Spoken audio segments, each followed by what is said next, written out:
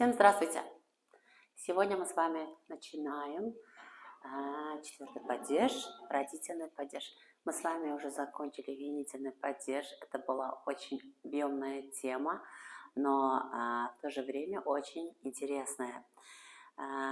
Теперь пришла очередь родительного падежа. Бүгін біздер сіздерменен таза сеплік, біздер уже сеплікті оқып үйрендік. Енді нәубет төртінші сеплікке. Ол родительный падеж. Өткен сабақта біздер винительный падежді тауыстық. Винительный падеж жүдә һәм көлемлі һәм қызық тема еді. Себебі бұл өзгеше падеж, басқа падежлерден ажырап тұрады. Оны біздер айтып өттік. Енді мен өзімнің ең жақсы көрген падежім, 6 падеждің ішінде бұл родительный падеж. Бүгін родительный падежді баслаймыз.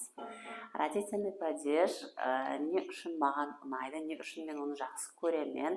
Себебі родительный падеж көптеген жағдайларда істетіледі. Біздердің әрбір адымымызда істетілетұғын, әрбір адымымызда болатұғын жағдайларда біздер родительный падежге мұражат етеміз. Родительный падеждің сұраулары кого, чего, кімнің, ненің. Қаралпақ тілінде родительный падеж мәнісі бойынша иелік сеплігіне тура келеді. Бірақ біздер иелік сеплігі деп оны айтпаймыз. Рус тіліндегі сепліклерді өзінің атларыменен айтып үйренеміз. Так, атыбар берген болсаңыз, сұраулары кого, чего. Кого деген сұрау және қайсы падежде бар еді? Дұрыс. Бұдан алдыңғы өткен падежіміз болған, винительный падеждің да жаңалықтарға беретұғын сұрауы кого еді.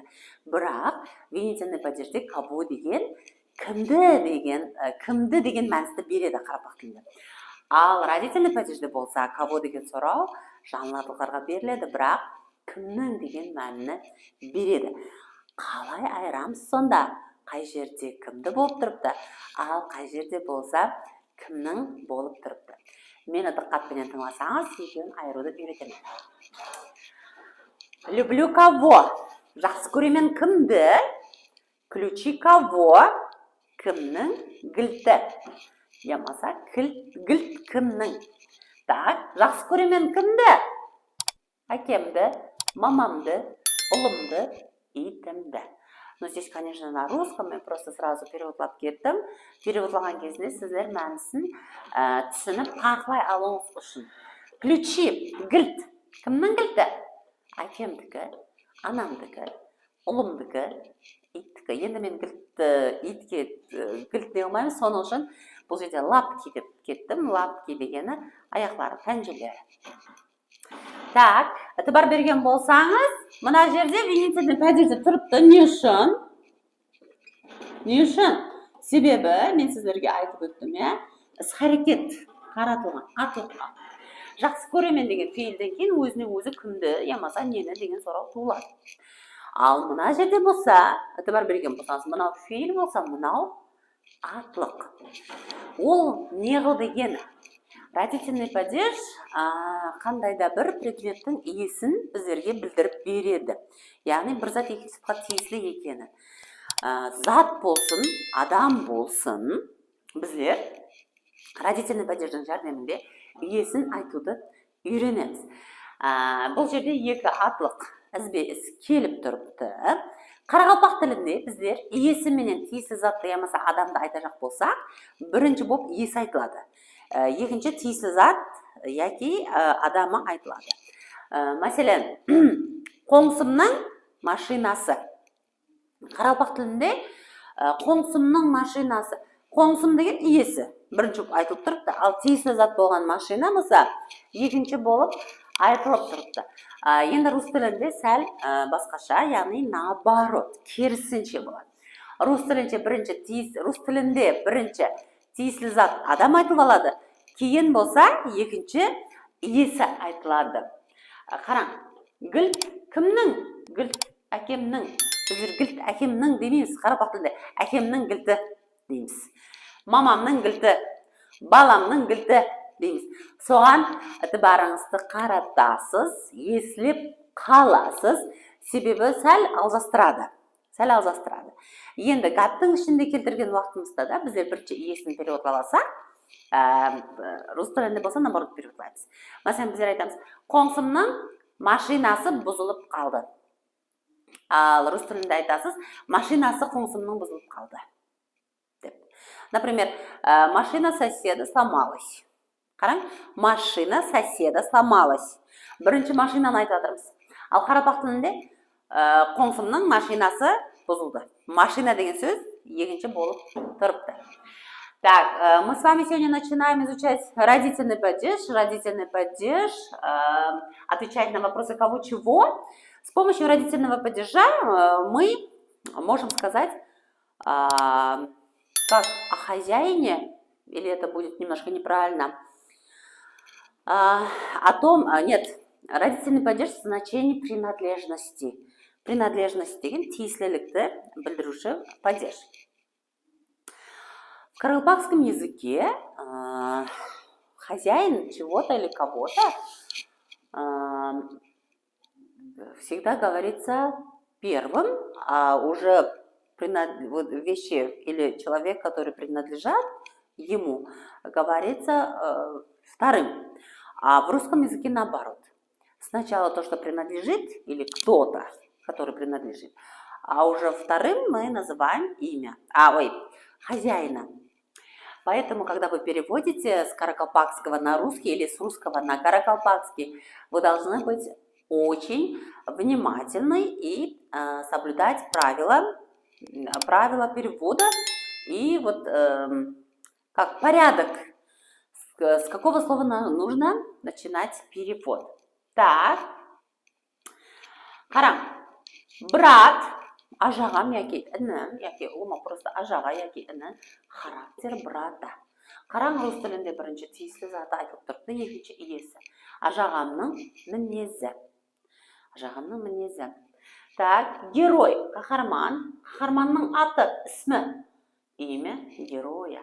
Медведь, аю, берлога медведя, аюдың ұясы. Рус тілінде аюдың ұясын берлога деп айтады. Есеп қалың, бұл уже таза сөз сіздерге. Қосымталарды келтіріп өттім. Енді женский родтағы сөздерге бәрімізді қаратамыз, себебі көп алжасықлар осы жерде пайда болады. Не үшін? Себебі, әтібар берген болсаңыз, женский родтағы родительный падеждің қосымталары көплік сан формадағы қосымталар менен бірдей. Бірақ сіздер қалай айырасыз? Қай жерде көплік санда тұрыпты бұл атлықтар, ал қай жерде родительный падежде тұрыпты? Алдындағы атлықтан айырасыз. Яғни тиесілі зат яки адам болса, демек екінші тұрған сөз көплік санда емес, ал иелік мәніде тұрғанын білуіңіз керек болады, түсінуіңіз керек болады. Мама, сумка мамы. Мамамның сумкасы. Бұл жерде мамамның болып тұрды. Мамалар емес. Бірақ рус тілінде де сумка деген сөзді алып тастасаңыз, біздерде құры мамы қалды. Земля, жер, хозяин, земли, жердің иесі. Мәселен, хозяин деген сөзді мен жасырсам, жерлер болып переводханады бұл. Именно сол алдындағы тиесілі зат яки адам барлығынан сіздер бұның иелік мәніде келіп тұрғанын аңлап алуыңыз керек болады. Бұл тек женский родта емес, средний родта да тап сондай жағдай. Әтібар берсеңіз, окно деген сөз айналар деп айтуымыз үшін біздер окна дейтін едік. Ал мына жерде сәл ударение басқаша, бірақ қосымта тап сондай. Соның үшін алжаспаймыз, әтібар береміз. Егерде екі атлық біз кеп тұрған болса, һәм екінші атлық көплік сан қосымтасын алып тұрған болса, демек ол көплік санда емес, ал иелік мәніде келіп тұрған болады. Айна, айнаның ручкасы, яғни ұслағышы. Море, теңіз, волны, моря, теңіздің толқынлары. Және бір мәрте қайталаймын, бірінші келіп тұрған атлыққа әтібар қаратамыз. Егер де атлықлар ізбез кеп тұрған болса, һәм екінші атлық, ізінде кеп тұрған атлық көплік санының формасына құсағанын қосыпты алып тұрған болса, демек ол родительный падежде тұрыпты. Родительный падежді жақсылап үйренеміз, ітібар береміз, жақсылап қосымшаларын ядлап қалуға әрекет қыламыз. Не үшін? Себебі саналардың айтылу тәртібінде де родительный падеж қатынасады. Күндегі біздердің әр адымызда айтамыз, мәселен, телефонның чехолы, мәселен, жаңағы қазанның қақпағы дейміз, көйлектің сәдебі, әмесінде родительный падеж істетеміз. Һәм жоғары орынлар дейміз бе, не дейміз, министерстволар, лауазымлар, әмесі родительный падежде айтылады. Например, министр финансов, қаралпақ тілінде біздер финанс министрі деп айтамыз. Негізінде соны рус тілінде айтатын болсақ, біздер финанслардың министрі болып айтылады, яғни родительный падежде айтылады. Һәм көптеген магазиндердің атлары барлығы родительный падежде тұрыпты, родительный падежде айтылады. Соның үшін жақсылап ітібар береміз, родительный падеж бен винительный падежді айыруға әрекет қыламыз. Енді родительный падеж дұрыс, жаңылатылықлары винительный падеждегі құсап өзгереді. Көбінесе мужской роды бірдей болып өзгереді, бірақ айыра аламыз. Себебі винительный падеж фейлермен келеді, яғни іс-әрекет қаратылған болады. Ал родительный болса, атлық пенен атлық болып келеді. Тиесілі зат яки адам иесі болып келеді. Бүгінгі сабағымыз пайдалы болды деп ойлаймын, һәм түсінікті болды деп ойлаймын. Бүгінгі сабағымыздан өздеріңізге таза бір мағлұматлар, керекті затлар алған болсаңыз, мен бұдан жыда қуаныштымын. Рус тілін үйренгісі келіп жатырған таныстарыңыз болса, репост қыласыз. Менің түсіндіріп жатырғанларым ұнап жатырған болса, маған білдіру үшін лайклар басасыз.